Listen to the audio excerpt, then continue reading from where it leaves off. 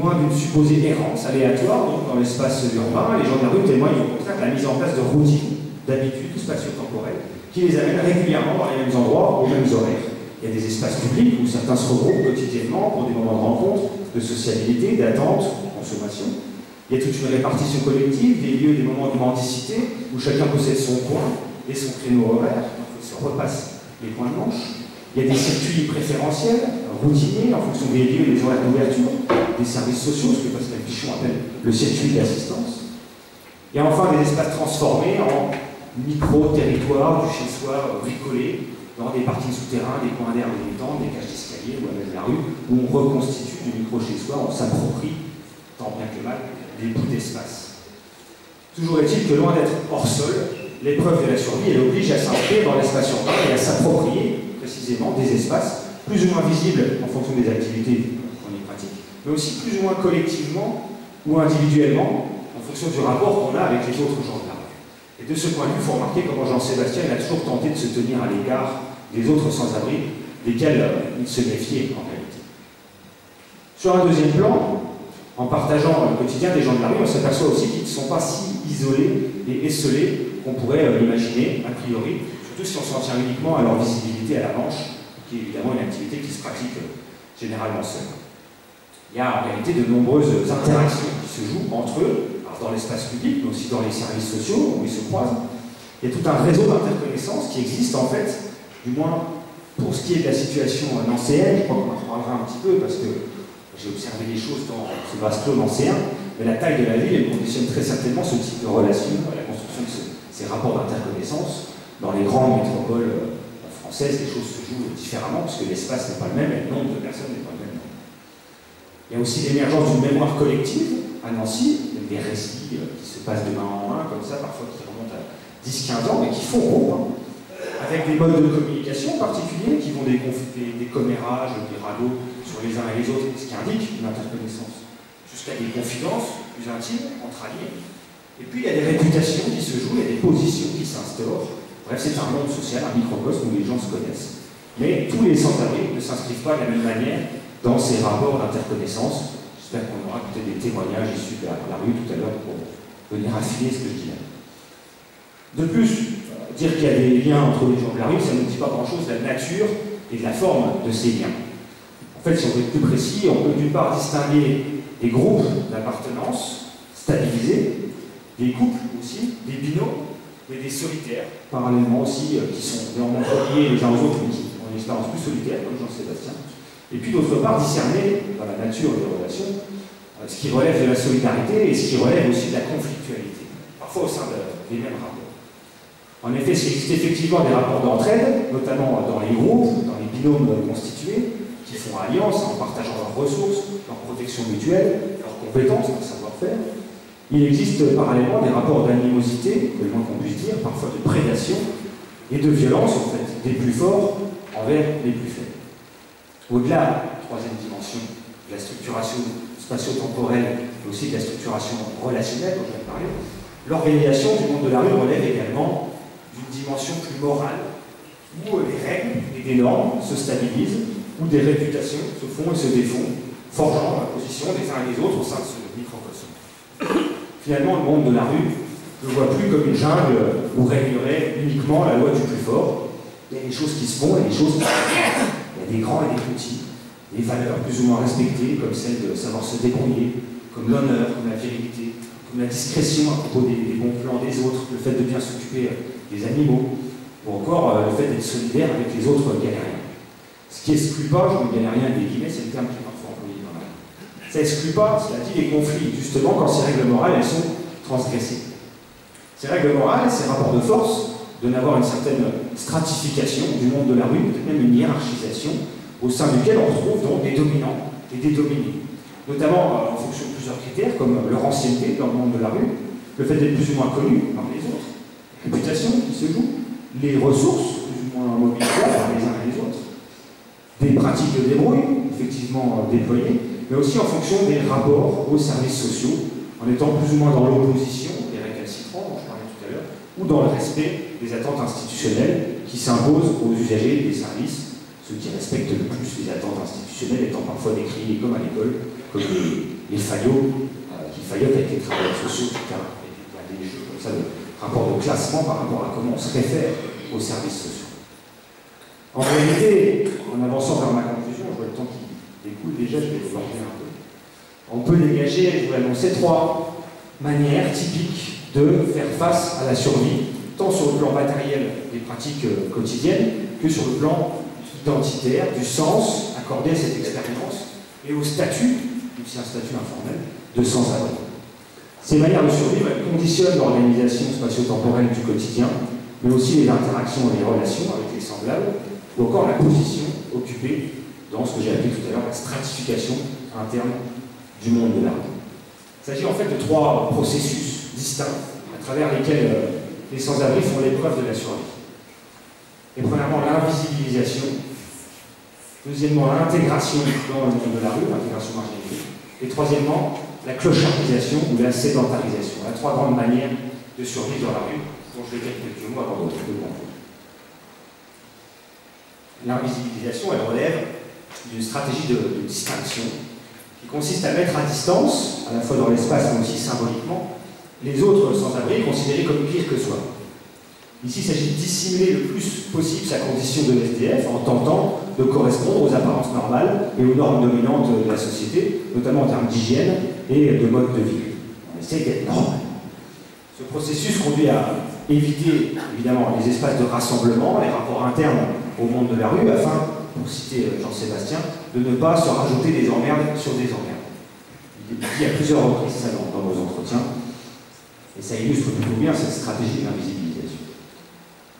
L'enjeu est aussi, dans ce processus-là, de se protéger de relations qui peuvent s'avérer dangereuses en sélectionnant précisément les gens de la rue considérés comme fréquentables et ceux, à contrario, décriés comme infréquentables. C'est ainsi que Janssen affirme à la fois connaître du monde dans la rue, puisqu'il y a l'interconnaissance, mais ne fréquenter qu'une minorité d'entre eux pour s'éviter des ennuis, ce qui est un positionnement régulièrement adopté par les personnes vulnérables susceptibles d'être exploitées, ce qui est le cas de Jean-Sébastien. Parallèlement, l'invisibilisation, elle relève d'une aspiration à la réinsertion normalisée, c'est-à-dire que c'est des gens qui cherchent du travail, qui cherchent un logement, qui essaient de respecter les injonctions pesantes, il faut le dire, qui traversent le processus d'accompagnement social et d'hébergement social. Ce qui n'est pas si évident. Janssen, il en fait la preuve dans son récit, même s'il désire retravailler et obtenir un logement, comme tout le monde en fait, en tout cas comme tout le monde entre vous et moi, c'est pas forcément le cas de tout le monde dans la rue, il échoue à plusieurs reprises au sein du parc d'hébergement social, notamment à cause des rappels à l'ordre que lui doivent ses consommations de drogue, évidemment interdites, mais aussi parce qu'il arrive au terme d'un contrat de séjour, les durées de séjour sont limitées, sans avoir pu trouver de solution de logement ni de travail. C'est considéré comme un défaut d'engagement dans le parcours de réinsertion. Cruelle réalité des logiques d'activation, comme on dit, et de mérite aussi, qui ont cours dans les centres d'hébergement, faute de place suffisante pour accueillir tout le monde. Et un deuxième processus sur lequel je vais m'arrêter, qui peut se donner à voir, faisant parfois suite à une première phase d'invisibilisation, c'est la stratégie d'intégration marginalisée dans le monde de la rue et dans ses logiques internes. Jean-Sébastien, il semble avoir résisté à ce processus qui consiste à s'inscrire dans les espaces collectifs et dans les rapports sociaux qui structurent le microcosme de la rue. Ici, les sans-abri se définissent, je l'ai dit, comme zonards. Il y a une expression qui est révélatrice aussi, ils disent « je suis un gars de la rue, je ne suis pas un gars à la rue, je suis un gars de la rue ». Ce qui dit quelque chose de la manière dont ils ont incorporé finalement la rue et ses logiques. Ils souscrivent donc au code de la rue, je vais trop rapidement énoncé, qui mettent en valeur l'honneur, la force physique, l'indépendance, la débrouille, tout en dévalorisant parallèlement les normes dominantes qui sont celles du travail, du logement ordinaire, de la vie, métro, boulot, dodo, et des comptes à rendre à tout le monde, etc. Ils ne revendiquent pas forcément ça dans l'intégration marginalisée. L'aventure, la liberté, la teuf sont revendiqués à partir de discours assez contestataires qui s'opposent à la société de consommation, au grand capital, ou simplement, je disais, au compte à rendre à qui que ce soit. Quitte à justifier parfois des pratiques délinquantes, telles que les petits trafics, le vol ou les raquettes, pour se débrouiller par soi-même. C'est une stratégie qui conduit aussi à être très critique envers les services d'assistance et leur règlement intérieur, souvent comparé à l'expérience carcérale qu'ont pu connaître d'ailleurs les personnes qui relèvent de ce type d'adaptation à la survie. Parce que vous aurez compris, ça tend vers des rapports avec des pratiques délinquantes, ça tend aussi vers les consommations de drogue, tout ça pouvant amener à l'expérience carcérale. loin de chercher à dissimuler ou à résister aux stigmates du statut de sans-abri, comme les premiers qui sont dans la logique d'invisibilisation, là, les gens qui survivent dans cette logique d'intégration ont plutôt tendance, comme disait Erwin Goffman dans Stigmate en 1975, à retourner le stigmate pour en faire un attribut valorisé, une identité vraiment revendiquée, parfois même présentée comme un choix personnel. Mais attention à cette histoire de choix personnel. Quand on va voir plus en détail dans les parcours biographiques, on s'aperçoit que plus souvent ces choix sont systématiquement le fruit de contraintes sociales qui se sont imposées. Ça me fait penser à Jordan, je vais le nommer comme ça, un jeune de 19 ans, je fréquentais à ce moment-là, qui m'a dit moi, tu sais, Thibaut, c'est mon choix d'être dans la rue. J'étais chez mon beau-père et ma mère, mon beau-père il me frappait, j'ai choisi d'être dans la rue. Effectivement, entre la peste et le choléra, on a toujours le choix. Mais disons que ce sont les circonstances de la vie qui nous amènent à faire des choix très contraints. Évidemment, présenter les choses comme ça, c'est aussi se revendiquer acteur de son existence et pas se présenter comme un pantin que la vie aurait placé là, comme ça, selon les circonstances. Donc, de fait, on a tous tendance, un petit peu ce que Bourdieu appelle l'illusio-biographique, à réécrire un petit peu les choix ou les expériences qu'on a vécues à la lumière de ce qu'on connaît aujourd'hui. Bref, j'avance. Il y a un troisième processus qui peut faire suite aux deux premiers, vous aurez compris, c'est des processus qui peuvent s'enchaîner, qui peuvent s'imbriquer. C'est celui de la clochardisation, où là, les individus se sédentarisent autour d'un minimum d'espace et de relations, donnant l'impression d'avoir abandonné toute volonté de réinsertion, parfois en s'enfermant dans des consommations addictives, ce n'est pas toujours le cas. Il ne s'agit plus de dissimuler son statut de SDF, ni de le retourner pour le revendiquer sous forme de mouvement contre-culturel, par exemple, mais bien plutôt de l'avoir incorporé, au point de même plus chercher à négocier le stigmate. La clochardisation, elle va de pair avec l'absence de soins corporels et vestimentaires, ainsi qu'un certain isolement vis-à-vis des autres gens de la rue, même s'il y a quand même des relations, mais c'est souvent du bonjour, au revoir, des petits gestes de la tête, moins dans les relations, on s'isole. Tout ça sans pour autant aspirer à la réinsertion. C'est ce qui les distingue fortement aussi des premiers dans l'invisibilisation. Le plus souvent, ce processus il se déploie après de longues années de sans-abrisme, lorsque l'avenir est derrière soi, pour reprendre une expression que j'ai plusieurs fois entendue. C'est peut-être ce qui guette Jean-Sébastien avec le temps, s'il ne parvient pas à se stabiliser durablement. Parce qu'en effet, bien qu'il ait finalement pu trouver un travail et puis accéder à un logement en 2023, grâce à l'aide d'un bienfaiteur qui s'est porté garant dans ses démarches, parce qu'il faut des garants, la situation de Jean-Sébastien demeure fragile.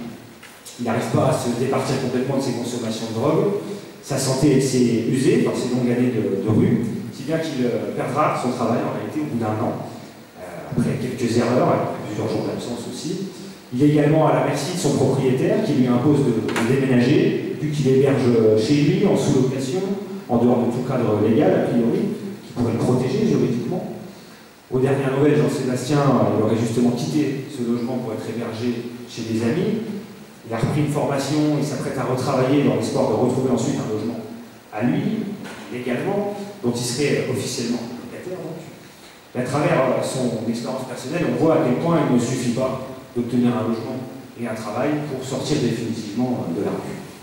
Gageons qu'il parvienne enfin à se stabiliser, à sortir des rapports internes au monde de la rue, lesquels il se tient à distance depuis longtemps, rapport qui le ramène quand même systématiquement aux pratiques qu'il a trop longtemps connues, entre la manche et les consommations de drogue. Lui qui n'aspire pas à autre chose, il le dit, qu'à une modeste tranquillité, une vie normale, selon ses termes, articulée évidemment autour d'un travail et d'un logement pérenne. Je vous remercie pour votre attention.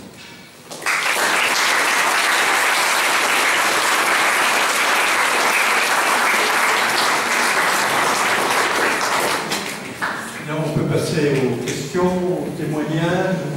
Je sais qu'il y a plusieurs représentants d'associations, de personnes engagées sur ces questions.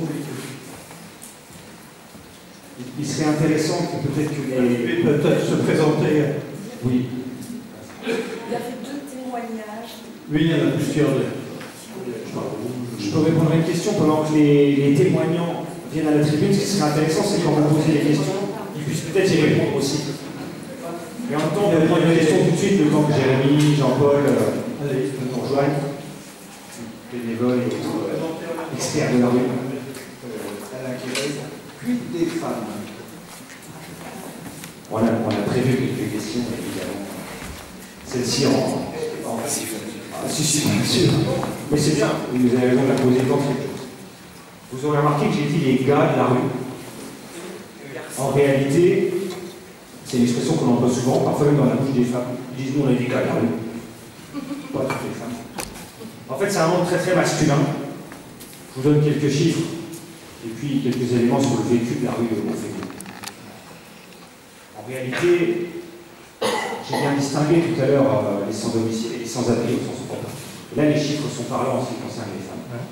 Grosso modo, 40% des femmes, 40% des sans-domicile sont des femmes, pas loin d'un sur deux. Par contre, quand on est dans la frange la plus marginalisée, c'est-à-dire les sans-abri, qui représentent, pour rappel, 15% des sans-domicile sont des sans-abri, et 15% seulement des sans-abri sont des femmes. Ce qu'on peut en tirer, il y a des travaux, notamment de Marie Loison qui sera invitée le 7 mars prochain à Nancy, par l'association Arts, je l'invite à y aller. Marie, c'est une collègue très intéressante qui s'est spécialisée sur la question des femmes à la rue, et elle a écrit des papiers, des articles scientifiques qui prouvent quantitativement, mais aussi avec un travail qualitatif, que les femmes sont mieux protégées que les hommes contre le risque de se retrouver à la rue au sens propre, c'est-à-dire sans abri. Parce que quand vous faites le 115, vous avez un accompagnement social, il n'y a pas des places illimitées, donc il faut trier, un petit peu comme on le voit à l'hôpital parfois. Et les travailleurs sociaux ont pour ça des critères de vulnérabilité. Et le fait d'être une femme, à juste titre, est un critère de vulnérabilité dans le monde de la rue, qui fait qu'elles peuvent passer en priorité sur des places d'hébergement, parce qu'elles sont évidemment sujettes à des formes d'agressions diverses, physiques et sexuelles, ou des formes de prédation. Elles sont parmi les vulnérables dans la rue. En tout cas, pas toutes. C'est bien qu'il y a deux logiques de vécu des femmes qui sont néanmoins en situation de sans-abrisme.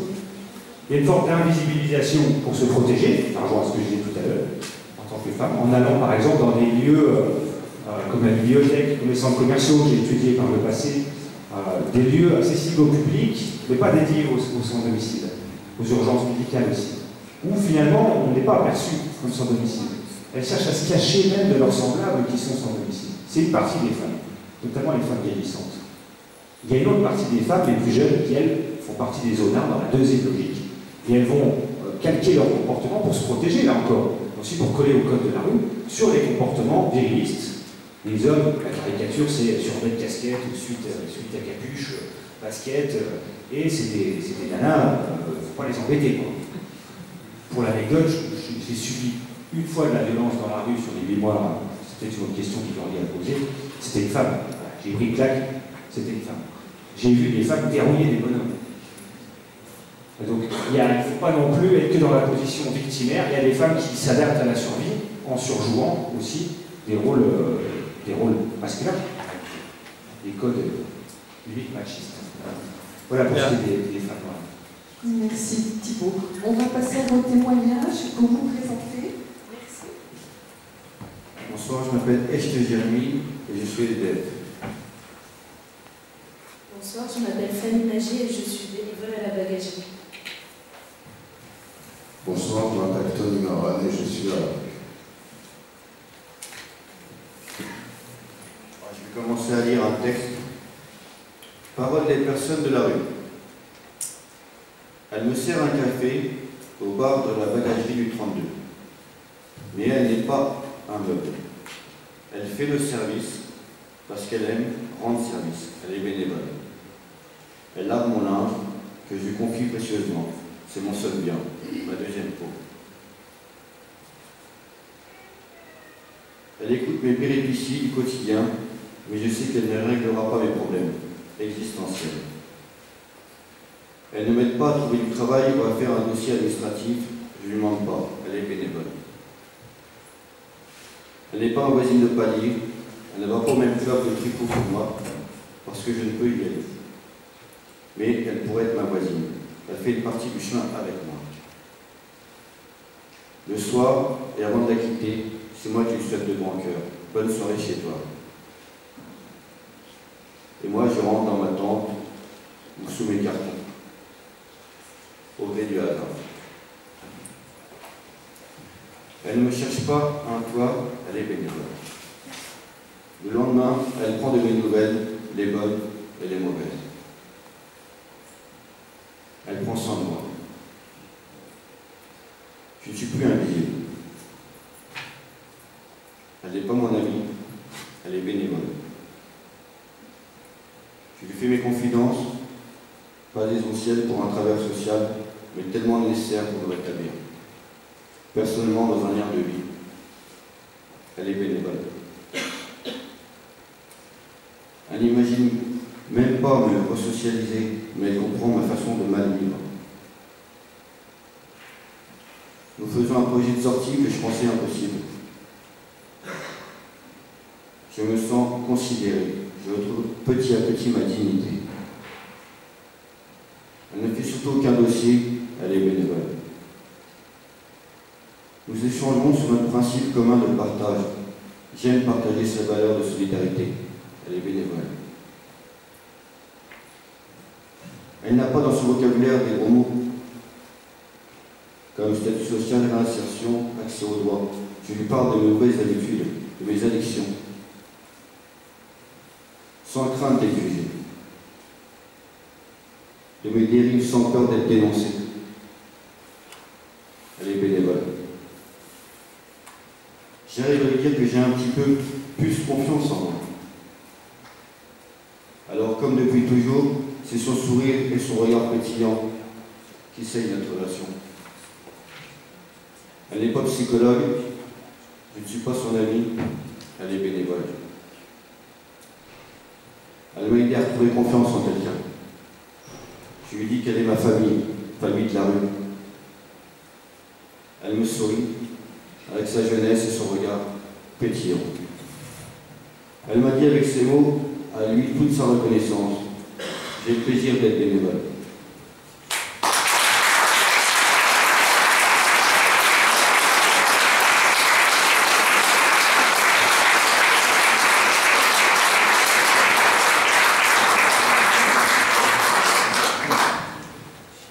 À présent, je vais vous partager un poème qui évoque la vision de la bagagerie.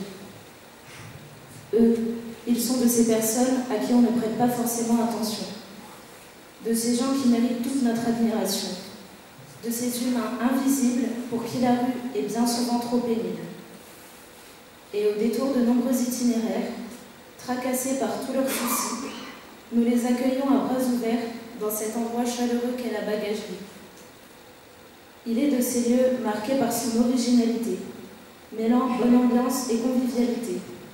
Cet espace habité par l'entraide et la bienveillance ayant toute son importance. Puis le temps d'un café, d'un croissant, leur faire passer un inoubliable moment.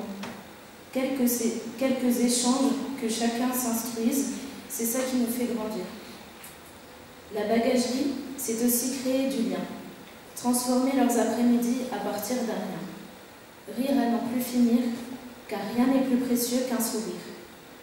Et si en l'espace de ces 3 heures, nous parvenons à leur faire redécouvrir le bonheur, c'est selon nous la plus belle des récompenses.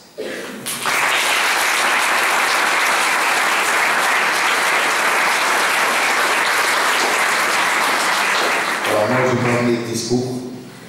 J'ai mon récit personnel qui complète un peu la généralité de tout le monde. Donc je suis comme Johnny, je suis à la rue depuis 6 ans. Je parle aux gens qui ont des maisons, des appartements, où ils sont au chaud tous les soirs, où ils peuvent rentrer, sont sûrs d'avoir un lit, d'avoir une assiette, de manger au chaud, de pouvoir se laver tous les jours. C'est très important. Il y a beaucoup de gens qui n'ont pas la chance de pouvoir se laver tous les jours, de pouvoir dormir correctement. Il y a certaines unités où on dort, des carudes ou des endroits où l'ARS nous met sur le 115 pour aller dormir. Les conditions ne sont pas adaptées. Dans certains sites, pas tous. D'autres où c'est un peu limite insalubre, depuis des cafards, des blattes. Au moins on a des petits copains, on n'est pas tout seul. J'en rigole, je vous fais rire, mais il faut avoir de la dérision et du second degré à la rue. Sinon, on termine dans une boîte.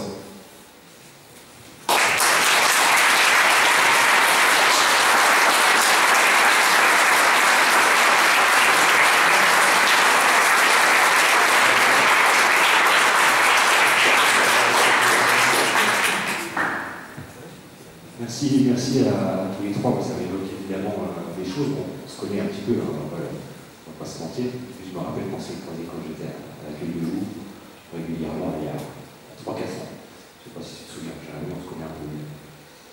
Et vos deux prises de parole, enfin les trois, il y a vraiment deux sujets. Tout à l'heure, c'est marrant, j'ai tendu une perche en disant qu'il faudrait que je travaille sur les bénévoles à un moment donné, sur l'assistance bénévole et les horaires, comment dire, là, elle est sous votre contrôle. Vous qui connaissez justement, les trois, mais plutôt évidemment les deux usagers de la bagagerie, vous qui connaissez à la fois finalement l'aide bénévole et l'aide institutionnelle, et tu l'as dit, c'était Jérémy, comment on appelle ça, le leitmotiv, elle est bénévole. Elle est bénévole. Et c'est a priori pas la même aide que l'aide institutionnelle. On pourrait dire, elle est travailleuse sociale, elle est travailleuse sociale, elle est travailleuse sociale. Et un discours, je pourrais le faire pour ne pas vous mettre en difficulté, qui serait critique envers les travailleurs sociaux et que j'ai pu entendre des personnes certainement plus critiques que Jérémy et Denis sur le sujet, dirait, elle ne fait, j'improvise la mienne, elle ne fait que me donner des rendez-vous et des ordres, elle est travailleuse sociale. Elle m'aide comme un numéro, comme tous les autres, parce que je suis SDF. Elle est travailleuse sociale. C'est très dur. Les foyers aussi, c'est pareil, il y a pas mal d'ambulances, beaucoup de photos qui tournent. Et la rue Martin, faut pas croire, c'est très dur. Moi, je suis sensible, c'est très dur de remonter la pente. Voilà.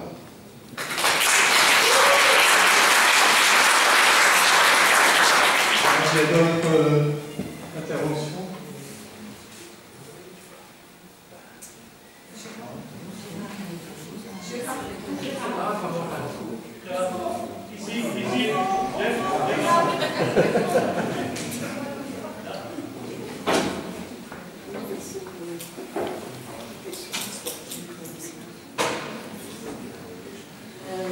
Bonsoir.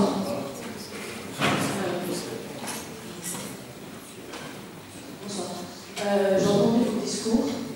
Je suis un peu émue et touchée. Et même le monsieur qui a parlé tout à l'heure. Être à la rue, c'est pas un choix. Et je suis désolée si ça me stresse de parler devant tout le monde. Moi, je vais parler de quelque chose que je connais. Les enfants récents, vous avez parlé de l'ASE. Les enfants adoptés. Les personnes qui viennent sur le territoire français parce qu'ils fuient des pays de guerre, etc. On les déshumanise. Les personnes sans domicile fixe, les SDF, c'est la même chose. La société veut vous rendre invisible, mais vous existez. Nous, on vous voit, nous, on vous entend, et nous, on va continuer à se battre. J'ai envie de vous dire, continuez à être fiers de vous, continuez à croire en vous, continuez à croire que vous êtes légitime, que vous existez, même si la société vous faire croire le contraire, non. Et par rapport aux instituts, etc., le 115 et tout ça, les foyers, c'est mon point de vue moi perso, mais j'ai l'impression que le système fait tout pour que les personnes restent dans leur place et pour pas qu'ils s'en sortent. Et j'entends parfaitement que les gens, ils ne veulent pas aller dans des foyers parce qu'il faut voir, il faut vraiment aller là-bas pour voir comment c'est juste inhumain.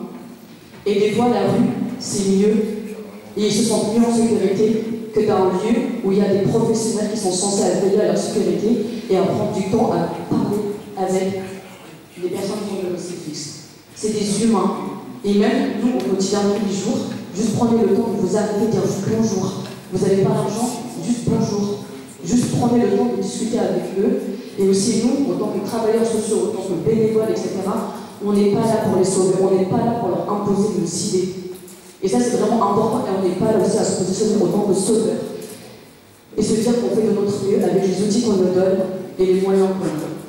Et le fait de dire les bénévoles et les travailleurs sociaux, je peux entendre cette fissure qu'il y a entre les travailleurs sociaux et les bénéficiaires, les demandeurs d'asile, toutes ces personnes-là, parce que faut entendre les travailleurs sociaux, les bénévoles, mais il faut s'en entendre de l'autre côté. Et c'est vrai qu'avec les bénévoles, pardon, Il n'y a pas cette obligation de donner son identité, il n'y a pas cette peur que la police ça va débarquer ou juste on va être affiché. Et des fois, être dans l'ombre, c'est mieux qu'être en lumière. Et les femmes, certes, il y a des femmes, elles sont obligées de prendre un rôle de méchant pour survivre dans la rue. Et on parle aussi de la prostitution dans la rue pour les personnes sans domicile fixe, mais ça existe. Enfin, voilà, je sais pas, je suis passée un petit coq à l'âne, mais l'idée est là.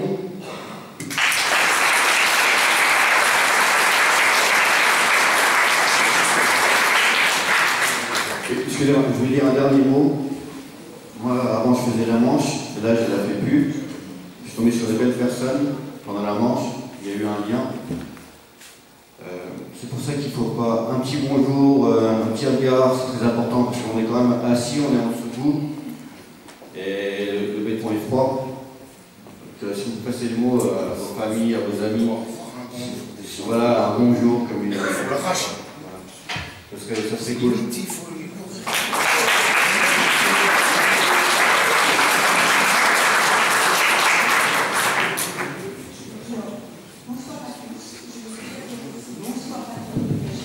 On vous entend pas, madame, pardon. Vous êtes plus près du micro. Ça va? Oui, c'est bien. Donc bonsoir à tous. Alors, je remercie quand même Tony et Jérémy d'être là. Je suis moi-même bénévole, je ne dirai pas où, mais j'ai fait toute ma carrière en tant que travailleur social. Donc je les connais particulièrement et je voudrais dire qu'au début, quand j'ai commencé le bénévolat, j'ai fait remonter les problèmes du 115 à une certaine personne de la mairie. Je n'ai rien obtenu. J'ai aussi dénoncé toutes ces petites bêtes qui sont là pour eux, pour dire que c'était inhumain de les laisser dormir dans ces endroits-là. Donc je tiens aussi à dire que être bénévole, c'est devenu une passion. C'est aussi une grande famille que l'on retrouve quelquefois. Donc je remercie tous ces témoignages. Voilà.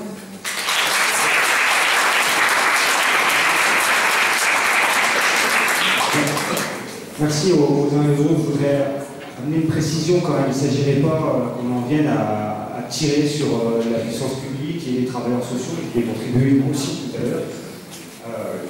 Il y a des différences dans les manières d'aider. Maintenant, les professionnels de l'intervention sociale, qu'ils soient travailleurs sociaux diplômés ou issus d'autres formations, qui interviennent dans l'aide, il faut quand même se rappeler, ce n'est pas des gens mal intentionnés, ils sont pris dans des contextes gestionnaires, managériaux, réglementaires qui finalement brident totalement leur possibilité d'action. Et ce qui est moins le cas des bénévoles, on leur laisse libre cours relationnellement aux bénévoles. Donc il ne s'agit pas non plus de dire les travailleurs sociaux font rien.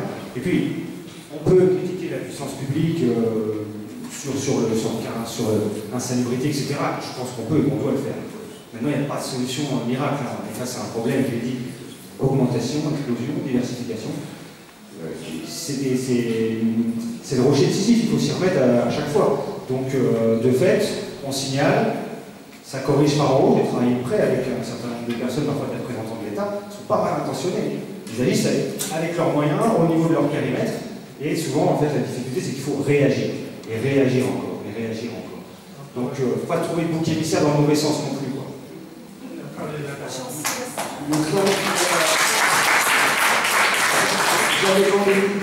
Pour poursuivre, en attendant que vous preniez la parole, Jean-Sébastien, vous avez rapporté des paroles d'Henri, disent ils font ce qu'ils peuvent.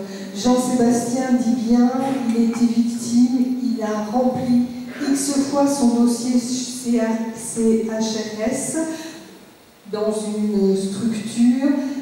Son dossier n'est pas remonté parce qu'il s'est retrouvé en face du stagiaire, du travailleur social.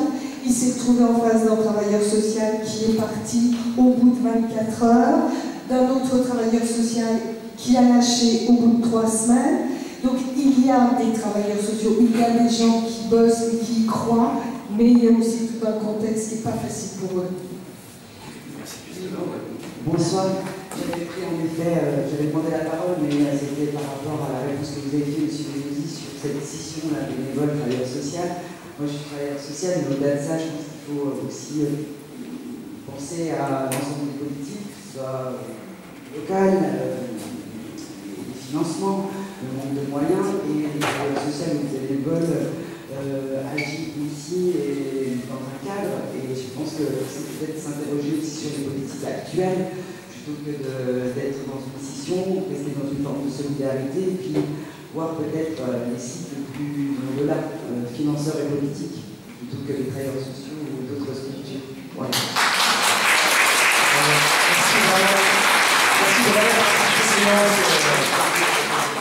En sociologie, on apprend rapidement que les individus sont rarement entièrement les mains libres et responsables de ce qu'ils font. Il y a des contextes structurels, organisationnels qui pèsent sur nous, voilà, dans différents contextes de travail. Il faut vraiment voir les choses en termes d'échelon, et merci d'en parler de l'intérieur comme ça. Je ne pas compter sur les mauvais cycles. Renaud, moi j'ai 20 ans de travail dans l'insertion, beaucoup avec des jeunes de 16 à 25 ans, à la rue, dans la toxicomanie, en prison, je suis allé beaucoup.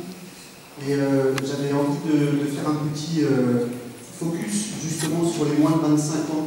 Alors, je sais que avoir le droit au RSA, ça ne règle pas tout, et je sais aussi que beaucoup, par rapport à la violence et à la prédation, un grand nombre de personnes qui vivent à la rue renoncent au RSA pour ne pas subir le racket du RSA.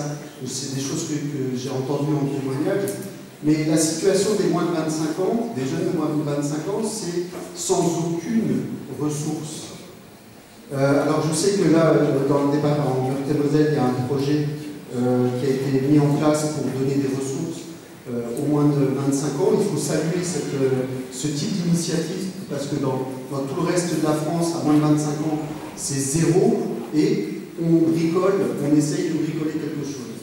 Et après, par rapport au travail social, depuis 20 ans, on en prend plein la gueule. Et ça ne justifie pas tout ce qu'on a entendu en termes de témoignages. Mais par rapport à ça, on voit que les écoles d'éducateurs, il n'y a plus de candidats, il manque de recrutement. On est dans le découragement dans ces métiers-là. Et j'ai envie de faire un parallèle avec le courage du monde de la santé dans les années 90, où les professionnels se sont mis à dénoncer les mauvaises pratiques de leurs pairs. Parce que si on est harcelé, en général, ça harcèle en haut, et il y a toute une chaîne qui fait que on va harceler celui qui est en dessous. Et ce qui s'est passé, moi j'avais découvert ça dans les années 90, les infirmières qui dénonçaient dans les maisons de retraite, les mauvais traitements, etc. Il faut qu'on trouve cette force de dénoncer entre pairs les mauvaises pratiques qu'on peut avoir. Il faut qu'on soit transparent dans nos métiers sur pourquoi on fait ce métier, quelles valeurs on défend. Et malheureusement, ça a été dit, il y a de la précarité, il y a des gens qui viennent travailler, qui repartent aussi vite qu'ils sont arrivés, au regard des conditions dans lesquelles, des conditions qu'on a pour accueillir le public. On vient souvent avec des valeurs, et les conditions dans lesquelles on nous met nous font trop souvent travailler sur du technique sans être en capacité de proposer quelque chose de digne aux personnes qu'on accueille. Et c'est très dur dans ce métier-là. Alors soit on renonce à ces valeurs, soit on quitte le métier. Et c'est quand même... ou alors il faut se battre. Enfin voilà, comme je pense beaucoup de gens qui sont là aujourd'hui ont envie de faire avancer les choses. Et heureusement, je crois, en tout cas moi je suis sur Mulhouse, il y a beaucoup de travailleurs sociaux qui se battent et qui dénoncent ces conditions-là, y compris de leurs collègues, et quand leurs collègues ne sont pas dans un travail qui permette la dignité de chacun.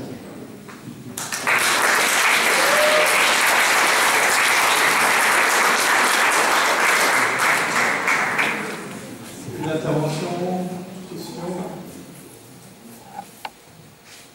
On peut prendre un temps d'échange plus informel aussi. Hein, oui, il n'y a pas mal de...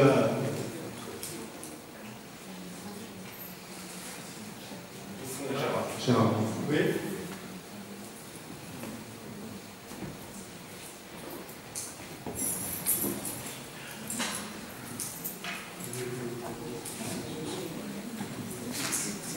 Bonsoir. Alors, juste peut-être plutôt une question que vraiment voilà, un partage d'expérience. Mais pour revenir sur le cas du coup de Jean-Sébastien, vous avez expliqué que donc il avait réussi à retrouver un logement, qu'il avait un boulot et que malheureusement il a perdu ce travail et qu'il a dû retourner vivre à la rue. Est-ce que, d'après plusieurs expériences, plusieurs entretiens que vous avez pu mener, est-ce que vous avez déterminé à peu près un cycle d'aller-retour en fait comme ça, de rue, de logement, de travail, de retour, enfin, je pense qu'il y a des hauts et des bas. Est-ce que vous savez à peu près combien de temps ça va prendre pour stabiliser une situation telle que celle de Jean-Sébastien? Merci. Comme c'est une question qui me laisse un peu à sexe, je ne suis pas certain qu'on puisse objectiver des temporalités de cycles comme ça. Par contre, on sait que ça peut être cyclique. Donc c'est déjà un résultat. Je pense que c'est très lié au parcours personnel.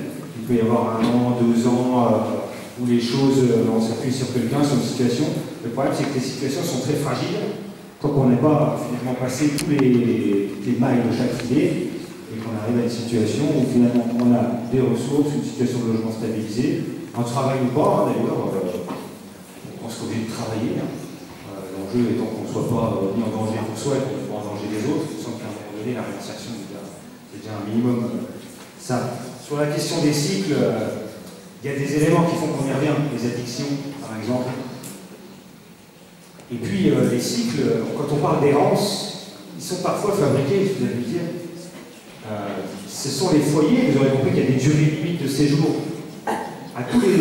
Sur toutes les marches de cet escalier de la réinsertion, en fait, on fabrique l'errance institutionnellement.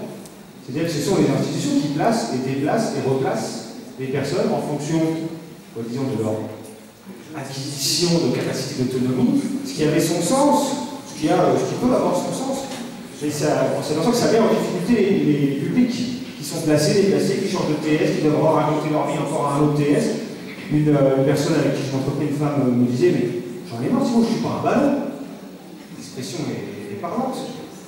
Et je crois que tu disais, Tony, aussi tout à l'heure, on est amené d'un endroit à l'autre, placer l'errance, elle est institutionnelle. Balloter comme un yo-yo. Oui, le ballon, le yo-yo. Et là, donc, les cycles. On fait que ça, on tourne. Alors, je vais vous donner les noms. Alors, le 41, tout le monde le connaît, je pense. Vendœuvre, en face de la caserne, à Faron. Le dernier, c'est à Tomblaine. Donc, les deux, où je ne dirais pas trop mal dessus, c'est le 41 et Tomblaine. Les vendeurs, je ne vous le conseille pas. Ensuite, pour finir, parce que moi c'est pas que je vous aime pas, monsieur dames. Je suis un petit peu pressé sur l'heure. Parce que bien sûr, on a des heures pour entrer. Il faut y être avant 21h, sinon on n'a plus de place, on dort dehors. Voilà. Le matin, je vais vous raconter notre petite histoire du matin, de l'histoire de tout le monde, tous ceux qui font le 115. À 9h. Ce matin, je les ai eus à 10h30. Vous pensez que c'est normal? Moi, je pense pas. Et ça fait 6 ans que je suis dehors. Et c'est chaque année, messieurs, dames, entendez bien, chaque année, ça s'empire. De pire en pire. Il n'y a aucune amélioration. Aucune. En 6 ans, 115, le 115 n'a jamais changé. Jamais. On appelle à 9h et toujours à la même heure, où on arrive à les avoir entre 10h30 et 11h. À cette heure-là, messieurs, dames, on n'a plus de place, hein. On est dehors. Sur ce, bonne soirée.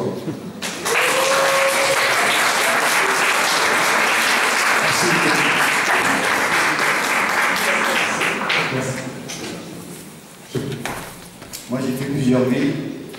Je trouve que Nancy, quand même, ils sont améliorés quand même. Il y a plusieurs structures nouvelles.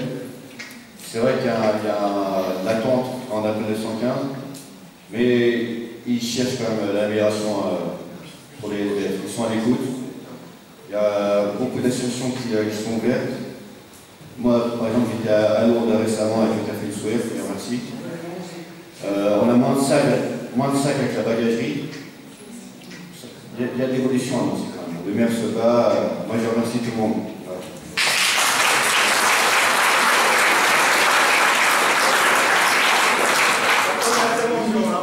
Merci Jérémy. Encore une question.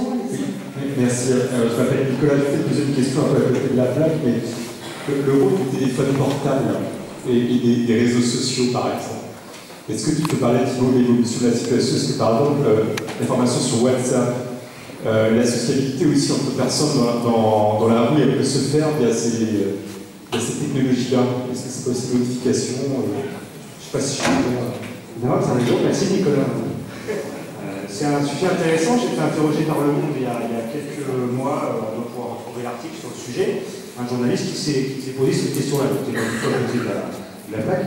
Là, je m'appuie un petit peu sur Jérémy aussi pour être sûr de ne pas dire de bêtises, mais il y a une première idée reçue qu'il faut, à mon avis, déconstruire, c'est l'idée que les gens de la rue n'ont pas de téléphone. Il y a les téléphones, aujourd'hui on arrive à se débrouiller, même les smartphones. Je ne sais pas si c'est ton cas, mais ça ne sert pas que à prendre des coups de fil ou à gérer l'administration, c'est aussi écouter de la musique, regarder des films. Bref, c'est un outil qui est devenu assez accessible. Alors, évidemment, on prend l'iPhone 15. Encore que, par les moyens détournés, ce ne serait pas impossible. Mais voilà. Donc il y a le téléphone. Après, l'usage, en effet, et les niveaux critiques, les belles intentions d'utiliser le numérique à des fins d'innovation, de la solidarité, elles existent depuis longtemps. Il n'y a pas grand-chose qui a pris nulle part, à ma connaissance, à ce sujet. Que ce soit de la mise en relation des commerçants pour les invendus et être très réactifs. Alors on essaye toujours, il y a des choses qui... c'est mieux que rien. Il n'y a pas une application, il n'y a pas un circuit numérique qui a été inventé et qui a réussi finalement à tenir les promesses que certains voient derrière l'utilisation du numérique. Pour plusieurs raisons. D'abord parce que quand on est dans l'urgence du quotidien, encore une fois je te tourne vers toi, parfois on a autre chose à penser que gérer des applications ou des coups de fil, même des rendez-vous, même simplement voilà, se retrouver à l'heure. Vous disiez tout à l'heure, des fois les horaires on est un peu déconnectés parce qu'on gère dans l'urgence. Et surtout, il ne faudra pas échapper, même si on n'insiste pas trop là-dessus, il y a quand même du danger, il y a des vols, il y a des agressions, il y a des raquettes, ou des pertes, quand il y a des addictions, ou même parfois sans addiction, on n'est plus très frais, et puis on perd son téléphone. Je ne sais pas trop si quelqu'un l'a volé ou pas. En attendant, en fait, ça arrive très souvent que les numéros de téléphone soient perdus, le matériel soit perdu, et donc il m'est arrivé d'avoir... Je cherche dans mon répertoire et les gens, j'ai 5-6 numéros différents, je ne sais jamais quel est le bon, je leur prends le dernier dans les messages, parce qu'ils cherchent très régulièrement de numéros, etc. Il n'y a pas de complication quand même à la possibilité d'utiliser ces outils-là, mais après, c'est pas parce que c'est compliqué et que ça n'a jamais marché qu'on ne va pas trouver une solution. On va faire ce que ça. Et ça marcherait. Des tentatives en ce sens. Bien. On a une dernière question, j'ai retrouvé les conclure sur l'avenir. Oui. Jérémy, tu nous as ouvert une porte sur l'avenir. Moi, j'avais vraiment une question très forte, c'est et maintenant, Thibault? J'ai entendu parler de la mairie de Nancy qui fait beaucoup de choses. J'ai lu votre ouvrage, on a préparé un peu ce travail ensemble. Quelqu'un m'a dit récemment, un sociologue n'est pas un militant, mais c'est sans doute quelqu'un d'engagé. Je ne pense pas qu'on puisse être dans la rue pendant un an et avoir fait des travaux que vous avez faits sans être un minimum engagé. Alors, et l'avenir, Thibault? Il y a deux choses, je ne m'attendais plus à cette question sur l'engagement. Effectivement, le sociologue n'est pas un militant, ce ne sont pas deux postures qui peuvent être conciliables, c'est en tout cas une approche de la sociologie. Pour dire trop rapidement ici, mais il faut lire Max Weber sur le sujet de savoir et politique. Quelqu'un qui a plus de 100 ans. Max Weber. Grosso modo, le militant, il doit être convaincu pour convaincre. Le scientifique, il doit douter pour chercher. Si vous êtes convaincu, vous arrêtez la science. Si vous doutez trop, vous ne pouvez pas militer.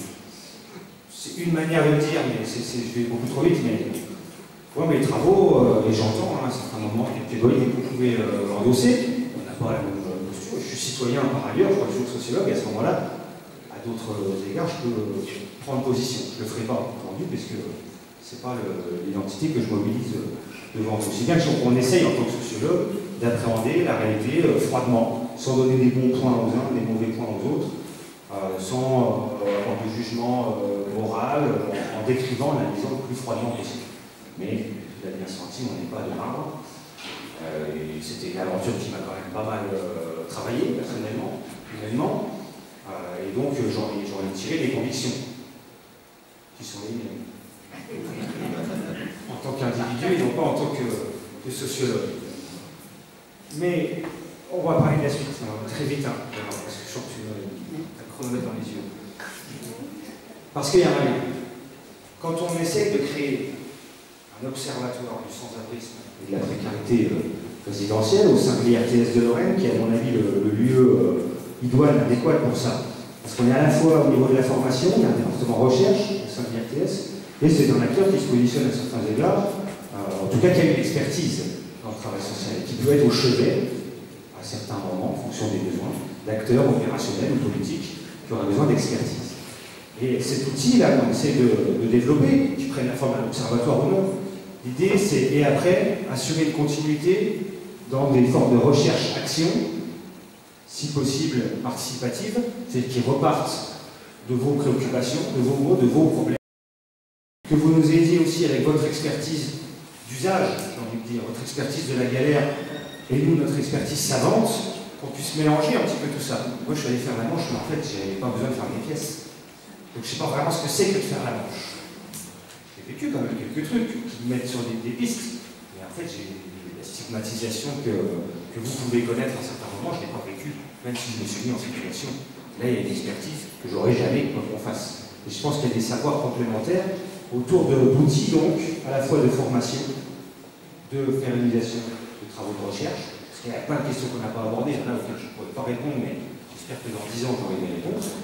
Et puis aussi, il y a des expertises. Donc, l'avenir de ces travaux, et pour ma part, j'espère que ça s'inscrira au sein de l'IRTS de Lorraine, parce que c'est précisément, à mon avis, un acteur qui peut avoir la vocation à avoir ce rôle-là. On a parlé de la crise du travail social et des difficultés de formation tout à l'heure. Évidemment, c'est d'autant plus vrai dans notre secteur d'intervention. Puisqu'on enseigne beaucoup la protection de l'enfance, le handicap, qui sont les grands secteurs du travail social, c'est naturel. Et là, on peut renforcer aussi, par spécialisation, dans les domaines de formation. Donc voilà un petit peu l'avenir à l'issue de ces travaux et la manière dont on peut utiliser généralement le savoir universitaire. Merci encore à tout le monde, etc.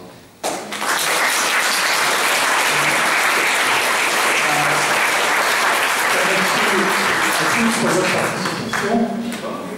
Les derniers échanges qu'on a organisés, c'était autour de la question peut-on encore débattre aujourd'hui? On voit bien que c'est possible. Hein. Alors bon, c'est un peu dommage.